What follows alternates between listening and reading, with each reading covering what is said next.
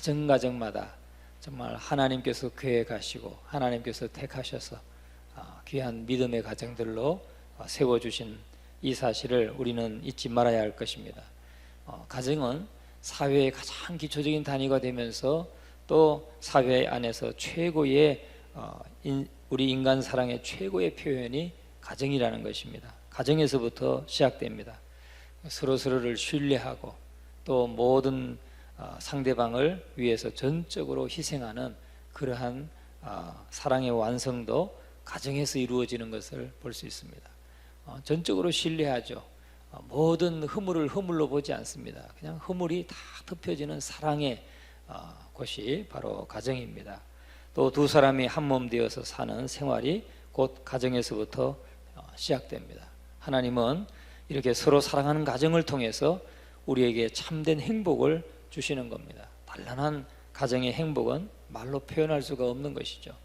그래서 가정이 건강하고 가정이 평화로우면 사회도 건강하고 사회도 평화롭고, 가정에서 문제가 생기면 아이들이 비행 청소년이 되고, 그러면 사회도 어지러워지고 범죄가 넘쳐나게 되고, 모든 것이 이 가정을 통해서 이루어지는 것을 우리가 볼 수 있습니다. 또 하나님께서는 이런 가정을 통해서 우리 귀한 인간을 세상에 나게 하십니다. 가정을 통해서 사람이 태어나고 자녀가 성장합니다. 그래서 한 민족도 자자손손 대대로 이렇게 가정에서 가정을 통해서 계승되어 나간다는 것이죠. 이와 마찬가지로 신앙도 마찬가지입니다. 영적으로 말하면 신앙도 가정을 통해서 우리가 계승되는 것입니다. 정말 이 믿음이 이어져서 지금도 2세대, 3세대, 또 4세대 몇 대 이르러서 믿음의 가정을 이루는 가정도 있는 것처럼 정말 우리 신앙도 가정을 통해서 전수된다 하는 사실을 여러분들이 기억하시고, 정말 경건한 가정, 오늘 본문에 나오는 이 고넬료의 가정과 같이 정말 하나님이 기뻐하시는 그런 경건한 가정을 이루어 가시는 우리 모두의 가정이 되기를 간절히 축원합니다. 우리가 2절 말씀을 같이 한번 읽어보겠습니다. 시작. 그가 경건하여 온 집안과 더불어 하나님을 경외하며 백성을 많이 구제하고 하나님께 항상 기도하더니, 이방인 고넬료, 이달리아 부대의 군대의 백부장이었던 이 고넬료의 집안은 경건하여서 온 집안과 더불어 하나님을 경외했다. 온 집안과 더불어서 하나님을 경외했다. 그러니까 자녀들도 또 종들도 함께 온 집안과 더불어서 하나님을 경외하는 가정이었고, 그는 또 백성을 많이 구제하고 또 하나님께 항상 기도하는 그런 가정이었다 하는 것입니다. 고넬료의 가정은 이렇게 개인의 경건도 이루었어요. 고넬료는 이방인이고 백부장이었지만 그도 하나님을 경외하는 개인의 경건을 이루었던 사람이고, 또 나아가서는 자녀들과 온 집안의 종들과 이렇게 다른 사람의 가족들의 경건도 이루었던 사람이었던 것입니다. 그만큼 경건한 사람이었다는 것이죠. 또 백성을 많이 구제하고 항상 기도하던 사람이었다 하는 것입니다. 그래서 결국은 하나님께서 그의 기도하는 바를 다 주목하시고 하나님께 그 기도가 다 상달되고 하나님께 기억하신 바가 되었다라고 말씀합니다. 우리 3절과 4절을 같이 읽습니다. 하루는 제9시쯤 되어 환상 중에 밝히 봄에 하나님의 사자가 들어와 이르되 고넬료야 하니, 고넬료가 주목하여 보고 두려워 이르되 주여 무슨 일이니까? 천사가 이르되 내 기도와 구제가 하나님 앞에 상달되어 기억하신 바가 되었으니. 아멘. 보니까 참 고넬료는 이렇게 날마다 여호와를 경외하면서 온 집안과 더불어 하나님을 경외하고 백성들을 많이 구제하고 항상 기도하는데 그 기도가 하나님 앞에 상달되었다. 그리고 하나님께 기억하신 바가 되었다. 참 얼마나 귀한 것입니까? 우리의 기도가 하나님 앞에 상달되고 기억되는 기도. 우리의 많은 기도가 사실은 하나님 나라에서 쓰레기통에 던져지는 기도가 많다고 하는데, 예?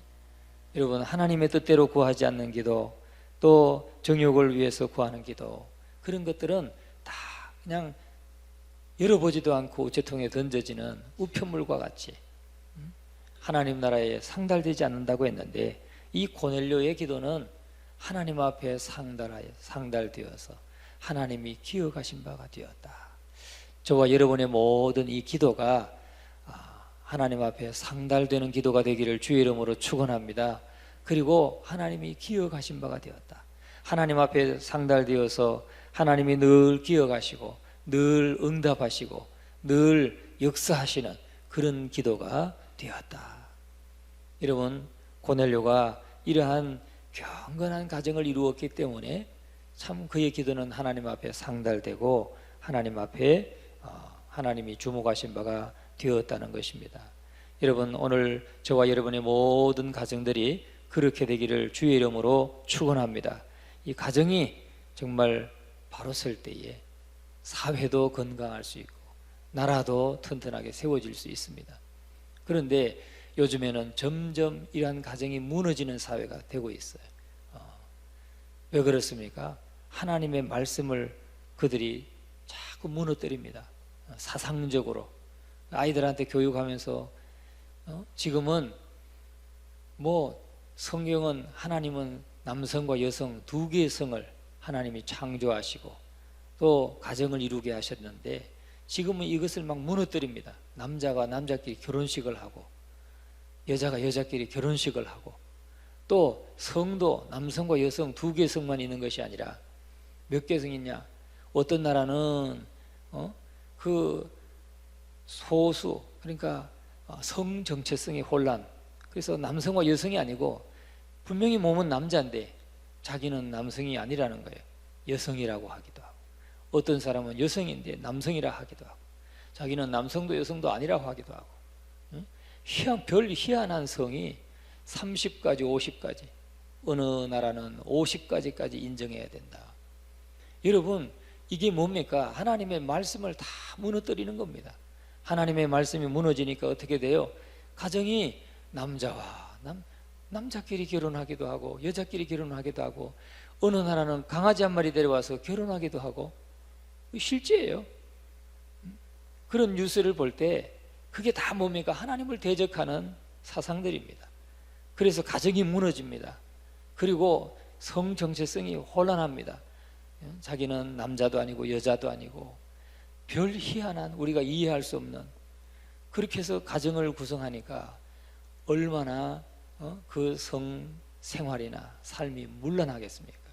그러니까 가정이 희한해지는 거예요. 길 가다가 어떤 감정의 대립이 없는 사람한테 길 가다 그냥 강도 만나기도 하고 칼 맞아 죽기도 하고, 정말 상상할 수 없는 일들이 지금 세상에 일어나고 있는 것입니다. 여러분, 우리가 이 모든 것이 하나님이 세우신 이 가정, 경건한 가정이 무너지고 하나님을 대적하는 그런 사상과 이념들로 가득 차게 되니까 가정이 무너지는 거예요. 가정이 무너지니까 사회가 혼란해지는 것이죠.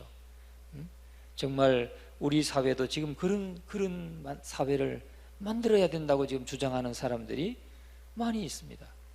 우리는 이것을 오늘도 우리가 깨어서 정말 바로잡아 가야 될 줄로 믿습니다. 그게 우리가 국회의원 바로 세워야 되는 거예요. 정말 믿음 있는 사람, 하나님의 꼭 믿음 없는 사람이라 할지라도 하나님의 말씀과 그 주장이, 그가 이루고자 하는 공약이 하나님의 말씀과 대치되고 대적하는 그런 주장을 하는 사람은 세우지 말아야 됩니다.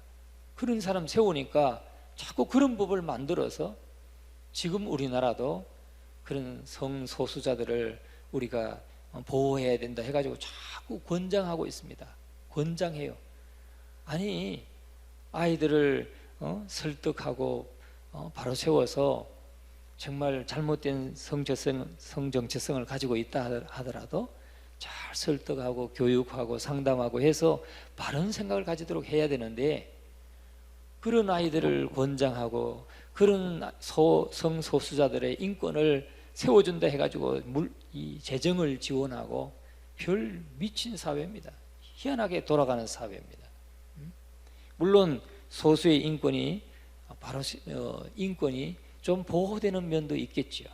그러나 그것을 위해서 더 많은 아이들과 더 많은 다음 세대가 정말 타락하고 하나님을 떠나고 희한한 그 혼란한 정체성을 가지고 살아가는 그런 사회를 만들어가고 있다는 사실. 우리가 이것을 꼭 기억하면서 정말 건강한 가정, 경건한 가정을 위해서 우리가 기도해야 되고, 이것이 그냥 우리가 기도만 하는 것이 아니라 그런 일꾼들을 바로 세워서 그런 잘못된 것들을 바로 잡아가야 되는 그런 사명들이 오늘 우리에게 있다는 것입니다. 동서고금의 인류 역사를 살펴보면 어떤 문화나 또 어떤 민족이나 국가가 흥망성쇠를 보면 이 가정과 도덕이 그 질서를 도덕과 그 질서에 기인하고 있다는 거죠. 그 질서에서부터 시작됩니다. 가정이 무너지고 도덕이 무너지고 하면은 그 사회가 무너질 수밖에 없는 것입니다.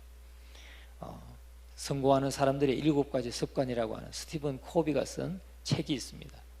그 책은 성공하는 사람들의 7가지 습관을 말하는데, 가장 그 서론에 뭘 말하고 있냐면, 미국이 가장 건강하고 강력했던 시대, 그러니까 초대 건국으로부터 150년간이랍니다. 그때는 정의가 살아있고 정말 도덕적이고 건강한 그런 나라였대요. 강한 나라. 그런데 그 기초가 뭐냐? 그 기초가 뭐냐면 굉장히 사람들이 신앙에 바로 서 있는, 그러니까 나라를 건국해서 청교도 신앙에 그 신앙의 정신을 가지고 나라가 지켜지고 건강한 가정이 지켜지고 했을 때가 가장 강력했던 나라라는 거죠. 지금은 얼마나 문란한 사회가 됐습니까? 미국이 정말 깨어지는 가정도 너무나 많고, 하지만 스티븐 코비는 말하기를 초대 건국으로부터 150년간까지가 가장 강력하고 가장 건강한 가정, 그런 가정이었대요. 여러분, 오늘 우리가 이 고넬료의 가정, 경건한 이 가정을 보면서 정말 우리들의 가정들 건강한 또 경건한 가정이 될 수 있기를 주의 이름으로 축원합니다. 이렇게 그 경건한 생활의 결과가 뭐냐? 첫째는 하나님 앞에 상달된다는 거죠. 4절 말씀에서 내 기도와 구제가 하나님 앞에 상달되어, 그렇게 경건한 삶을 살아갈 때에 기도와 간구가, 기도와 구제가 하나님 앞에 상달된다. 여러분 생각해 보세요. 우리가 기도하는데, 열심히 기도하는데 하나님 앞에 상달되지 않아요. 열심히 기도하는데 하나님 앞에 상달되지 않고 응답도 되지 않고 한다면 그거 얼마나 헛수고입니까? 헛수고죠. 많은 사람들이, 하나님을 믿지 않는 사람은 열심히 기도하는데 하나님 앞에 상달 안 돼. 얼마나 그 헛된 삶을 사는 것입니까? 그런데 우리가 기도하고 구제하는 것이 하나님 앞에 상달되었다. 그게 무엇의 결과입니까? 경건한 가정의 결과, 경건한 삶의 결과. 하나님을 경외하면서 백성을 많이 구제하고 하나님께 항상 기도하는 삶의 결과로서 하나님 앞에 그것이 상달된다. 오늘 저와 여러분의 모든 기도와 또 간구와 삶이 하나님 앞에 상달되기를 주의 이름으로 축원합니다. 여러분, 오늘 이 고넬료의 기도는 하나님 앞에 상달되었습니다. 그래서 하나님께서 그에게 환상 중에 베드로를 청하라, 욥바에 있는 베드로를 청하라고 말씀합니다. 동시에 욥바에서 베드로에게는 또 성령께서 천사를 보내어서 그에게 환상 중에 하나님께서 뭐라고 말씀합니까? 하늘에서부터 11절 보면 하늘이 열리며 한 그릇이 내려오는 것을 보니 큰 보자기 같고 네 귀를 메어 땅에 들이웠더라. 그 안에는 땅에 있는 각종 네 발 가진 짐승과 기는 것과 공중에 나는 것들이 있더라. 14절 같이 한번 읽어봅니다. 베드로가 이르되 주여 걸을 수 없나이다. 속되고 깨끗하지 아니한 것을 내가 결코 먹지 아니하였나이다 한데, 또 15절도 시작. 또 두 번째 소리가 있으되 하나님께서 깨끗하게 하신 것을 내가 속되다 하지 말라 하더라. 이렇게 세 번씩이나 말씀해요. 그 보자기 안에 속되어서, 유대인들은 율법으로 속된 짐승들이 담겨져 있었어요. 그런데 그것을 속되다 해서 먹지 않는 음식들 있었는데, 그러한 것들을 먹으라는 거죠. 속되다 하지 말고, 하나님이 깨끗하게 하신 것을 네가 속되다 하지 말라. 그렇게 환상 중에 하나님의 음성을 듣습니다. 그러는 중에 고넬료가 보낸 그 종들이 와서 베드로에게 말하는 것이죠. 18절, 17절부터 20절까지 같이 한번 읽어봅니다. 베드로가 본 바 환상이 무슨 뜻인지 속으로 의아해 하더니 마침 고넬료가 보낸 사람들이 시몬의 집을 찾아 문 밖에 서서 불러 묻되 베드로라 하는 시몬이 여기 유숙하느냐 하거늘, 베드로가 그 환상에 대하여 생각할 때에 성령께서 그에게 말씀하시되 두 사람이 너를 찾으니 일어나 내려가 의심하지 말고 함께 가라. 내가 그들을 보내었느니라 하시니. 여러분, 여기 보면 정말 베드로도 환상 중에 그런 환상을 보고서 하나님이 깨끗게 하신 것을 사람이 속되다 하지 말라 하시는 음성을 듣고, 내가 두 사람을 보내었으니까 의심하지 말고 따라 그들을 내가 보냈으니까 함께 가라 하는 음성을 들려주십니다. 그래서 결국은 고넬료의 집에 들어가게 되죠. 고넬료의 집에 들어갑니다.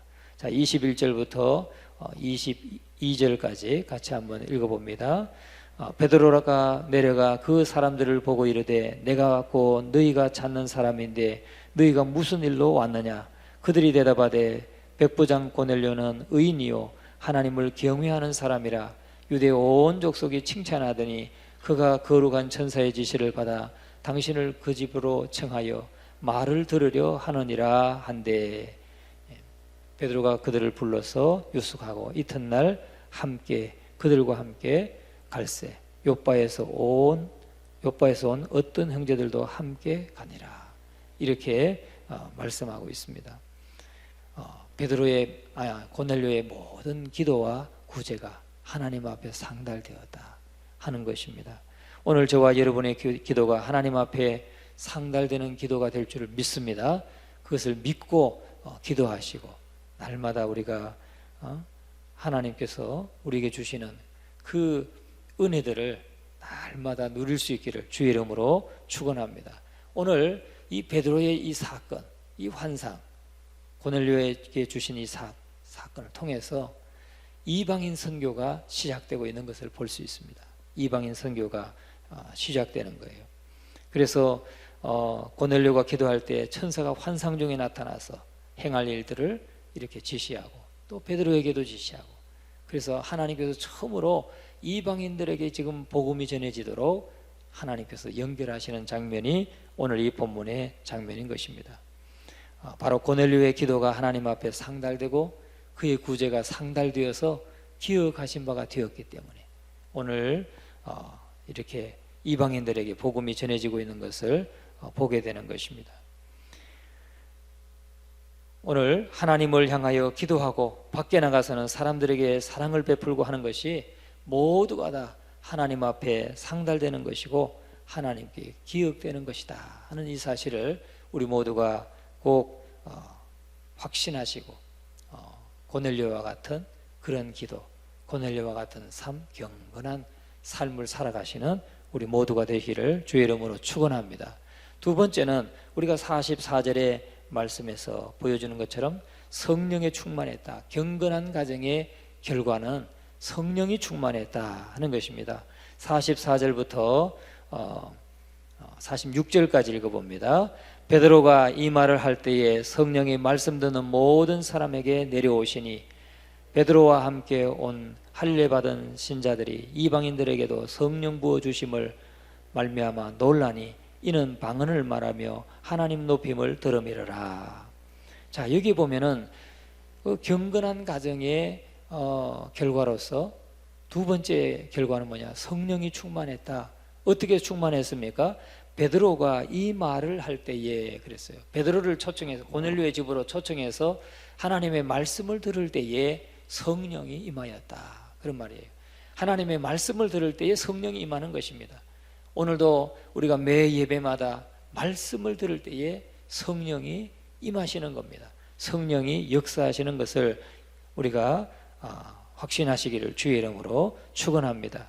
그래서 성령이 말씀 듣는 모든 사람에게 내려오시니, 이 부분만 이 말씀을 구체적으로 말씀하시는 거예요. 말씀 듣는 중에 성령이 임하셨어요. 성령이 임하시는 겁니다. 그래서 이방인들에게도 성령 부어주심을 그들이 보게 된 것입니다. 이방인들에게도 처음으로 성령을 부어주시는 거예요. 그래서 이방인 선교가 시작되도록 했다는 것이죠. 그래서 그 성령이 임하니까 방언을 말하고 하나님 찬양하는, 찬양에 하나님을 높임을 들음이러라. 찬양이 드러났던 것입니다. 여러분, 오늘 우리들의 가정이 정말 고넬료와 같이 개인의 경건만이 아니라 가정의 경건을 이루고, 또 그들의 기도와 구제가 하나님 앞에 다 상달되고 성령의 충만한 역사가 있었던 것처럼, 오늘 우리들의 가정도 하나님의 말씀을 중심으로 한 경건한 가정들이 되기를 주의 이름으로 축원합니다. 말씀을 듣고 순종하고 그리고 실천할 때 우리의 기도와 구제가 다 하나님 앞에 상달된다는 것, 그리고 성령의 충만함을 받게 된다는 이 사실을 확신하시고, 그런 가정이 다 되어서 자자손손 대대로 경건한 신앙의 가정을 이루고 신앙이 또 전수되는 그런 가정, 또 고넬료처럼 후세에 이름이 남겨지는 그런 아름다운 가정 이루게 되시기를 주의 이름으로 축원합니다.